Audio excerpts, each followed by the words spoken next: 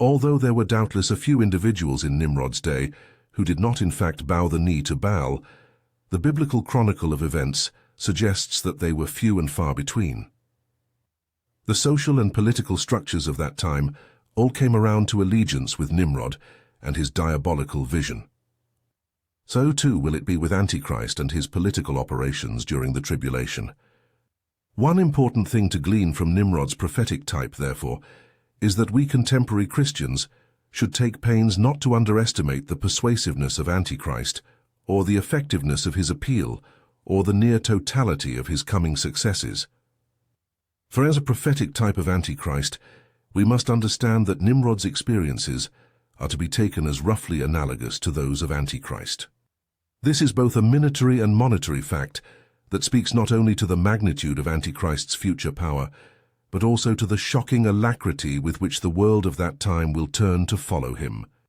Believers therefore need to be doubly on guard and prepare themselves diligently against that day when seemingly the whole world will be swept along after him.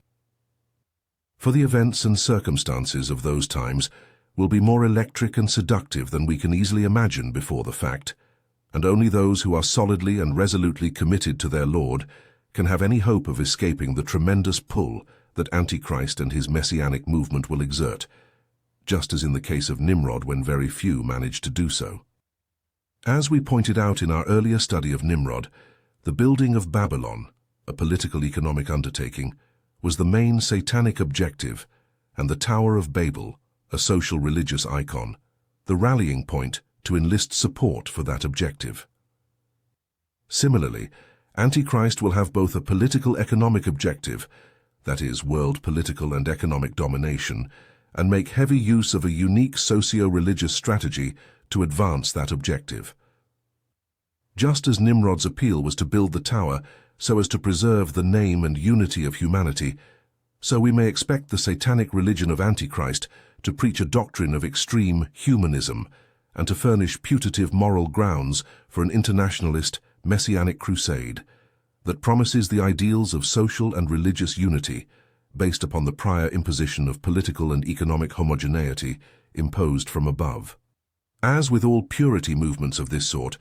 divergence beyond the parameters set by the movement will not be tolerated, and in this we see the true satanic purpose behind all such internationalism, the eradication of alternative points of view, namely, of true faith and of the truly faithful. Nimrod's scheme began as a grassroots mass movement, and we have every reason to believe that such will be Antichrist's method as well. In a troubled world, a charismatic leader calling for a new age of religious tolerance, social justice, economic reform, and political enfranchisement will again prove to be a successful formula, both because of the attractiveness of the leader proposing it and because of the unique, radical, and comprehensive nature of the changes being proposed. To put the matter in 20th century terms, Antichrist will exude charisma and leadership beyond anything seen in the most successful fascist leaders, while his political and religious formulations will prove exciting and astounding even to skeptical intellectuals. And the dark genius of both his personal appeal and of his doctrines will be that these will yet be inclusive of all but the established elites whom he desires to replace, and those determined to remain loyal to principles of either natural or biblical divine truth, that is, believers along with unbelievers, who are not deceived by the essential wrongness of his utopian rhetoric, both of which groups Antichrist will be intent on destroying. Aimed at circumventing the existing power structures, at least its initial stages, and content to ignore that small element which will maintain its allegiance to the truth, Antichrist's movement, too, will begin as a grassroots mass movement until, as it gathers momentum, it begins to co-opt institutions and organizations en masse, just as Nimrod had done. For many who will be caught up in the enthusiasm of this movement, the higher purpose of Antichrist's socio-religious crusade will be the bait which draws them in. But just as Nimrod used the Tower of Babel to draw in supporters for his plans of world unification, so also, after these victims of Antichrist have been hooked, the switch will come, and it will then be an easy matter to convince them that political and economic domination must first be achieved before social justice and religious enlightenment can be imposed. In this way, Antichrist will, like Nimrod before him, enlist the bulk of the earth's population into his satanic movement. Pharaoh, Exodus chapters 2 through 14.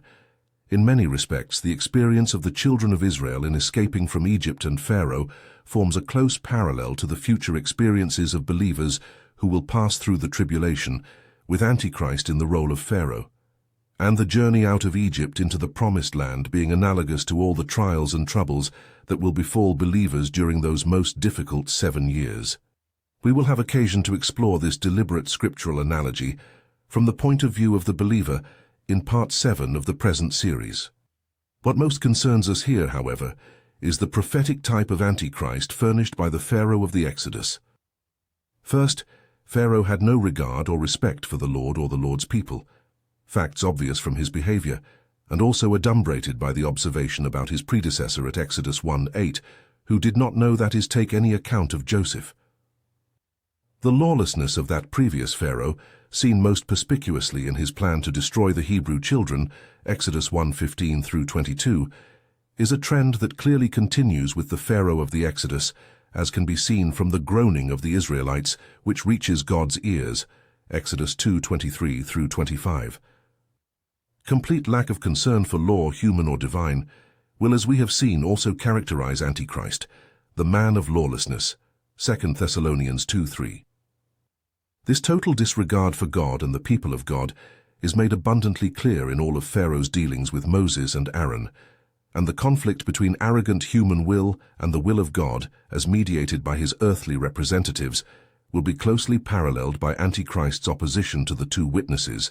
Moses and Elijah. Compare also Pharaoh's court magicians and their pseudo-miracles with the deceptive signs of Antichrist's false prophet, Revelation 13:11 through 17.